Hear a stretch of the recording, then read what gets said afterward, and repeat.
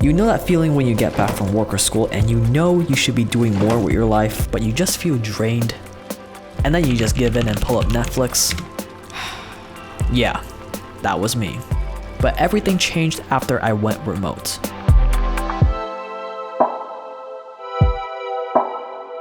If it wasn't for landing that first $15 per hour remote web dev job after falling asleep during the interview, not kidding, I don't think I'd be here today.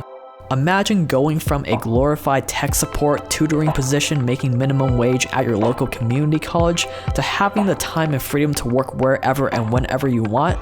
It's a breath of fresh air. And it was because of this freedom and this opportunity to challenge myself that 7-8 months down the line, I landed another remote web dev job, this time at $40 per hour at 19 years old. And instead of dreading going to work or school in the morning, I was able to flip the script and start my days working on my side projects first when I had all my energy, and then know that as long as I put in a certain amount of hours later in the day, I'll make $80, $120, $200, etc. And it was because of this that I was eventually able to transition out of trading hours for dollars and go full-time into my two businesses, this channel and my $1 million phone sales team. So whatever your goal is, maybe it's to have the time and flexibility to build your side hustle, maybe it's to work while you travel the world, or it's just about not being tied down to a desk in an office that you don't want to be at, it's never been easier to get a remote job. Thanks to Joshua over at ThinkNum, we now know that the growth of remote jobs is actually outpacing traditional office jobs. So if there's ever been a better time to take the leap, it's right now. And while more and more employers are realizing that it's cheaper and easier to hire remote, it's still going to take some time and effort, so let's get into it.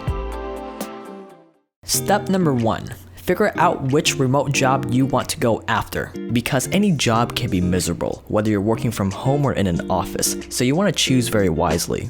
One of the big reasons I was able to land really good remote jobs was that I picked a niche that was right for me. If you pick a position just for the sole reason that it pays well, gonna have a bad time, because you'll be going up against people who are genuinely interested in the subject.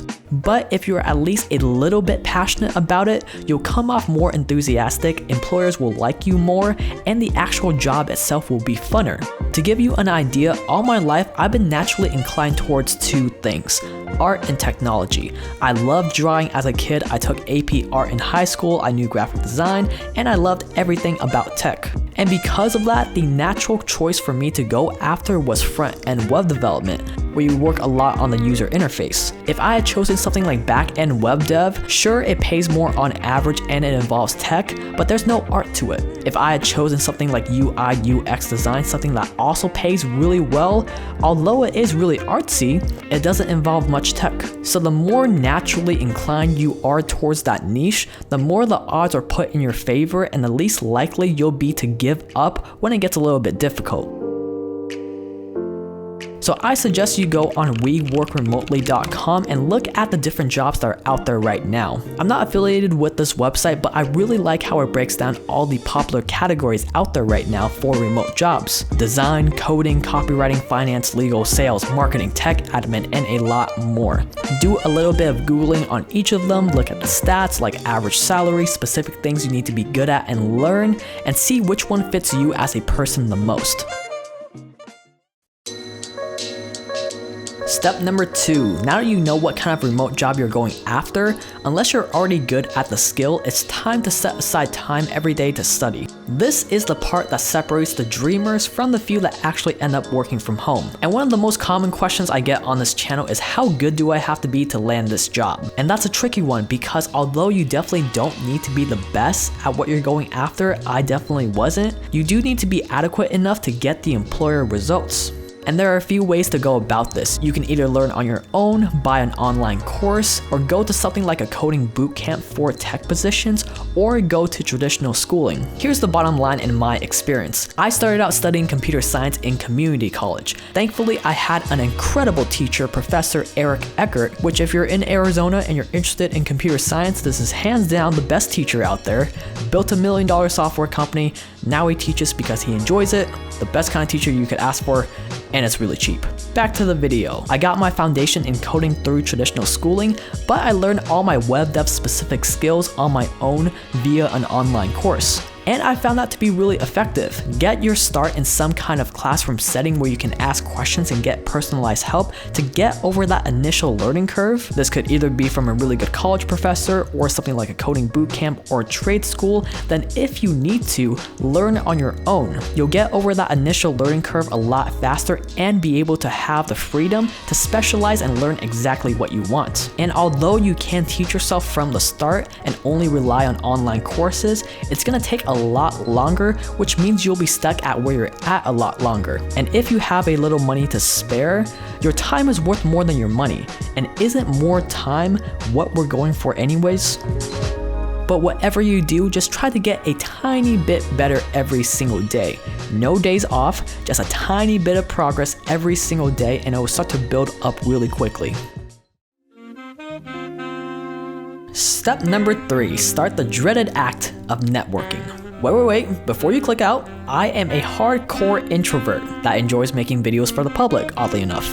I can literally spend all day without talking to anyone and I'll be just fine. So trust me when I say, networking was not the most comfortable thing for me to do, and I still have a little bit of approach anxiety with it today. But here's the thing, I would have never gotten my first remote job if I just gave in to my natural tendencies and kept to myself. I was in college, I made a few friends that were also passionate about computer science, and out of the blue, I found out that one of them works as a developer in his dad's software company. And that company happened to be looking for another developer to bring on, and it was my friend's job to find someone. So who did he give the opportunity to? Well, it definitely wasn't the quiet kid in class that never spoke up, and it also definitely wasn't the kid that always asked for the homework either. No, he chose me, someone that he already knew, liked, and trusted, and that he knew was looking for a job.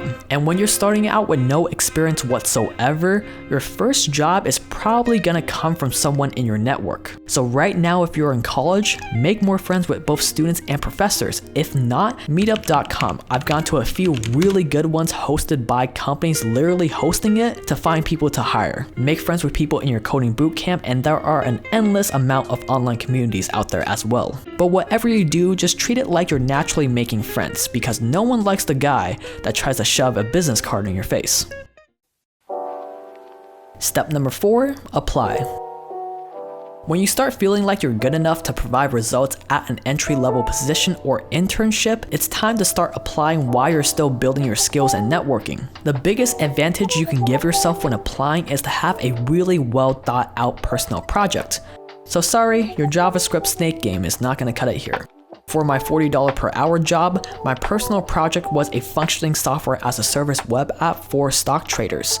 It wasn't fully finished, it had a ton of bugs, but think about it from the employer's perspective. They were like, wow, this kid built this entire thing by himself and none of my other applicants have anything like this? And an even more powerful thing you can do is offer to work for free. Just be honest and say that you're brand new and you're looking to help out to get your feet off the ground. Provide some results, show them that you're a team player and that they need you around. If you ask me a question and I don't know the answer, I'm gonna tell you that I don't know. But I bet you what, I know how to find the answer, and I will find the answer. And then talk about pay later. And although it may not sound like the most glamorous thing to do, no one else does this, and it's gonna really set you apart. And think about it, how long is it really gonna take to find a decent remote position if you go around saying that you'll start for free? And if you have no prior experience whatsoever, like when I first started, you might have to compromise a little bit. Take the $15 per hour to get yourself off the ground. Work for free for a month or two, because once you've landed your first position, getting a higher paying one down the line is much easier. And that's kinda it. If you follow these 4 simple steps, you'll be working from home within 6 to 12 months depending on how fast you learn and how much time you dedicate to it. Working from home is definitely not rocket science, but it does take a little bit of persistence. Now hold on, before you go, remember the second job I got, the $40 per hour one? Yeah, for that one, I literally just applied online and they got back to me. And I think a big reason for that was because of how I wrote my resume. So down below, I will link to a free guide on the 6 big things that I put into my resume that made it really stand out. And unfortunately, it's not something that they teach you in school. So thank you so much for watching to the very end, you guys. I really appreciate it. And if you enjoyed this video style, be sure to click that subscribe button down below and turn on the notification bell too so YouTube notifies you whenever I release new videos just like this one. Clicking that like button also really helps out a ton, and feel free to share this with someone in your life that you feel would really benefit from working from home. Again, that resume guide will be linked down below. I believe that is enough shameless plugs for now. Be sure to check out these other videos on the screen that YouTube thinks that you will enjoy. Now that I think about it, that was another shameless plug. So thank you so much for watching. I'll see you guys in the next one.